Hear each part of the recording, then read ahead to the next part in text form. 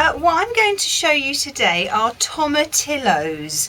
Now they come in various colours, usually they're green, and they've originated from Mexico. Some people also call them the Cape gooseberries. Now I have grown Cape gooseberries before and they did absolutely beautifully, but the ones that I grew were sort of orange in colour and they were quite small. These are slightly different, and as you can see they're purple. I will grow these and we will see how they get on. They are part of the nightshade family, but don't worry, I know there's something called deadly nightshade which gives you a very bad tummy ache. These won't give you a tummy ache. I will show you when to pot them on, how to look after them, and when to harvest them, most importantly. They go really well in all sorts of dishes. They sort of have a tomatoey flavour but with a hint of lime, very Mexican. So they would be very nice in a salsa, and you know, in salads as well. So and the fact that they're purple is just so cool. So I am going to show you how to sow and grow these. Right, so all you need is it's a bit dirty.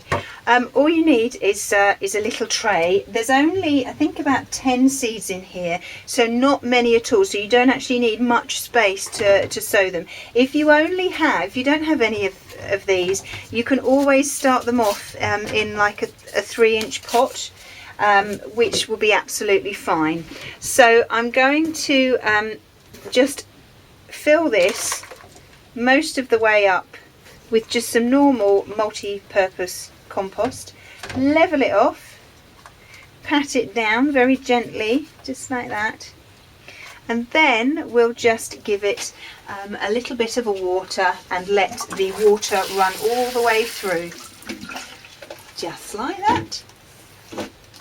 Okay, and once the water's drained all the way through, then we will start to sow our seeds.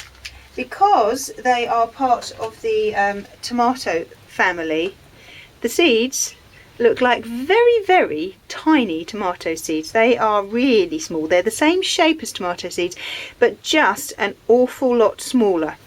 Okay, 3, 6, 9, oh, there's 12 in there. So I will just sow these on top here. They won't come off my fingers. There we are.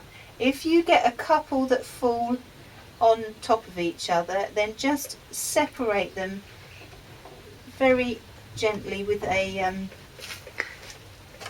little anything really. One of these is good.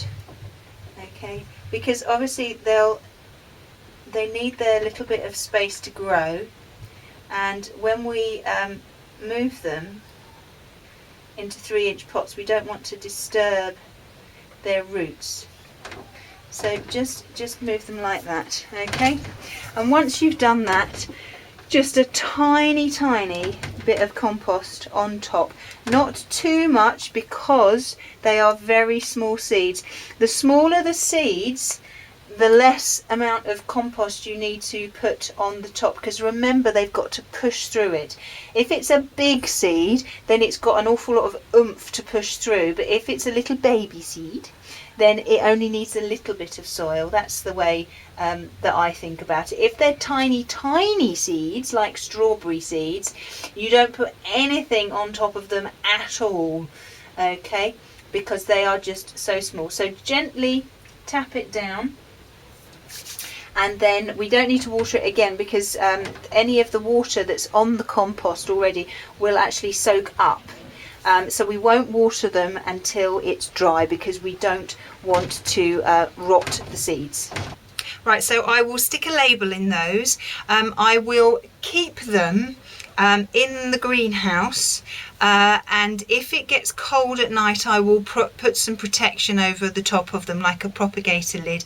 Hopefully in say 2 weeks they should start, you know, coming through the surface and growing, and I'm sure I will take a picture and stick it on the blog so you can see how they're getting on and stuff like that. But obviously when I come to put them in their 3-inch pots, which will be the next stage for them, then I will do a video and I will show you that. But I'm not quite sure what it is with me and purple vegetables. If there is a purple vegetable, I will find it.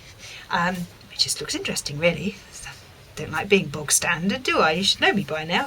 So that's the tomatillos, and I hope you found that interesting, and I will see you soon. Bye bye.